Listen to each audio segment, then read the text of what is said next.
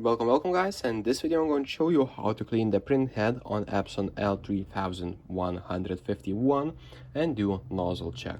So basically just go and hold on this stop button for 5 seconds and this will perform a nozzle cleaning procedure.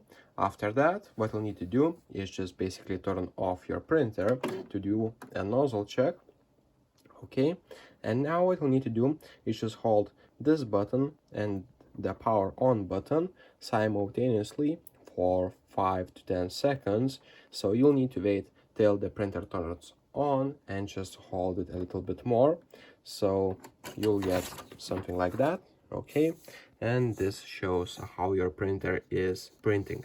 So these lines should be perfect, not like mine. I will need to do a second or the third cleaning procedure.